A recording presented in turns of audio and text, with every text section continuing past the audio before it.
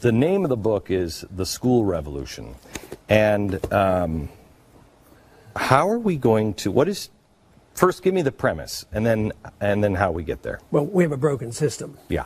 And we have to offer them something else. Now, homeschooling's been around for a while. In the 80s, we had to fight real hard to make sure they didn't close down all homeschooling, and that fight occurred in Texas.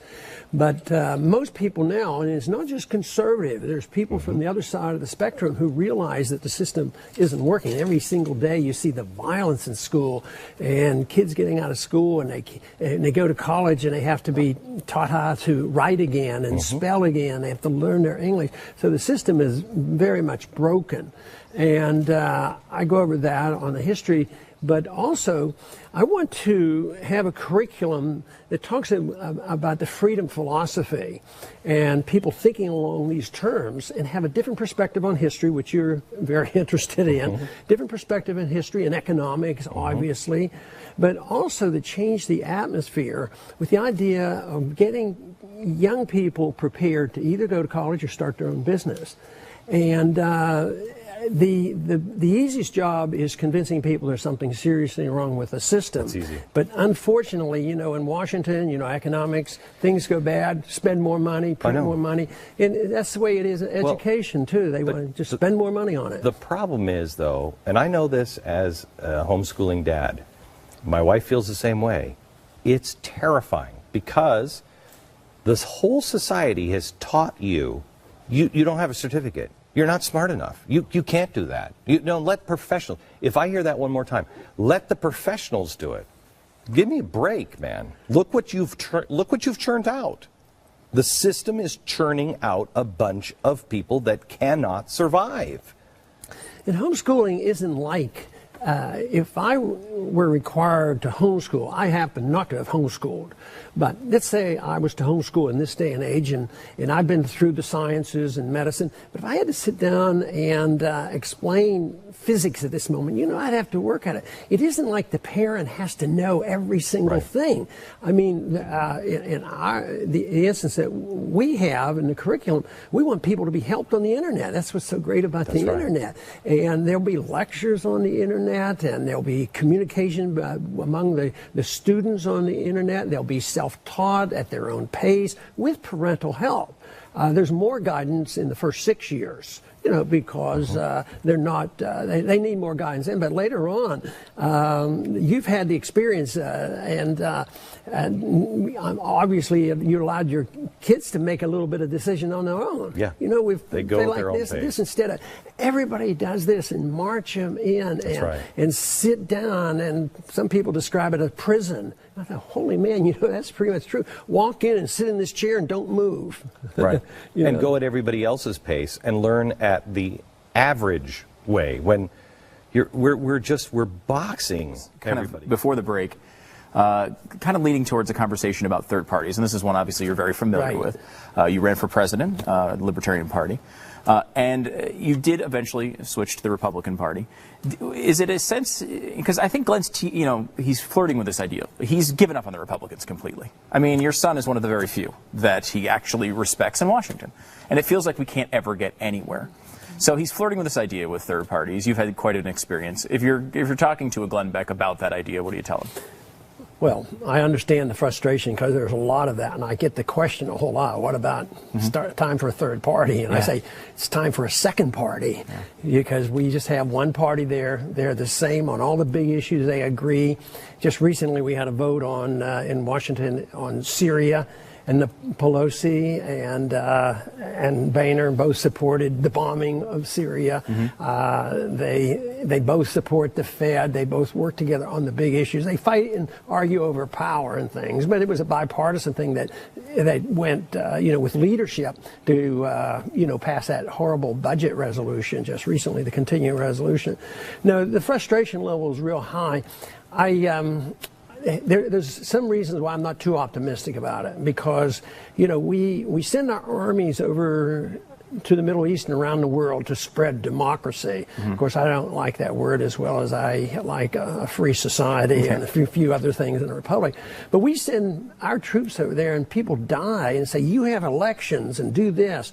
and they have elections, then we don't like who gets elected, and then we throw them out and put our dictator in. So we're total hypocrites when it comes to it. But here at home, there's no democracy at home. You have a one-party system. There's two parts of it, Republicans and Democrats. They exclude, the any alternative party. You can't get in debates. It's hard to get on the ballots. So it's very frustrating. So I think more in terms of the intellectual climate that will change the ideas of both parties. Now, when it came to the bombing in Syria, Obama had to quit. Why? Because the people rebelled. Republicans and Democrats and independents said, no, we don't need another war. And that is what I think happens. In the early 1970s, Nixon, when he closed the gold window and got us a gold standard, he says, we're all Keynesians now. Well, he was right.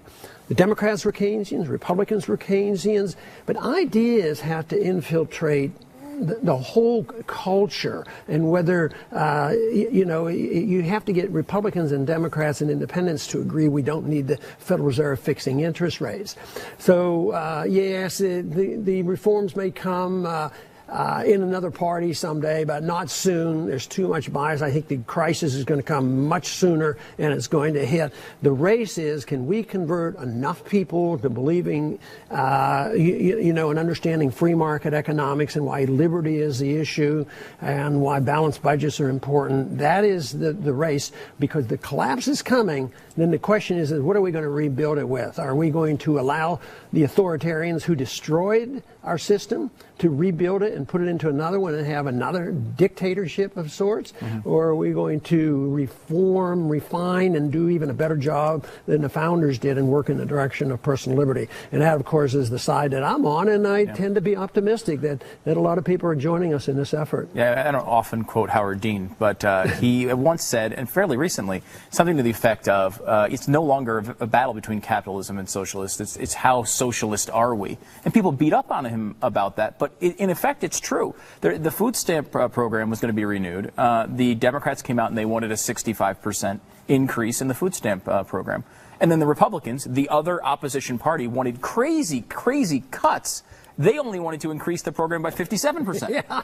And it's like, if those are your two options, there's not an option of anyone actually cutting it or changing the program to make it more efficient, or ideally, eventually getting to the point where we eliminate it. These entitlements are things that we eventually want to get to the point where no one needs them at all. That's the idea, right? And if it's going to be provided, it's going to be provided by the private sector. That's right, but right now they don't see it that way, and they talk about the socialism is coming, and there's different forms of socialism. You have a fascist Nazi type of socialism, National Socialism versus communism type, and the one thing that is happening today that I happen to get along very well with Ralph Nader. Ralph Nader's a progressive, but he's civil libertarian, doesn't like the wars, and doesn't like the Fed. And he likes me because when I attack what's going on, I talk about corporatism. The corporations or anything. But those of us who believe in free enterprise and free markets and capitalism, they blame this corporatism for all its fault, protecting Wall Street and the military-industrial complex. They say, see, it doesn't work, it doesn't work. It has nothing to do with freedom. Yeah. But it's corporatism, which Mises, the great Austrian economist, said corporatism will lead us to fascist type of a type of government. And look at it. Did Obama, exclude the drug company and the insurance companies from he protects them. Happy with this. They're happy with it. It's big money, big corporations, and if the intellectual battle we have is making sure that freedom and free markets and property rights don't get blamed for the crisis we have, and say, see, you guys had it, and look at how it's failed.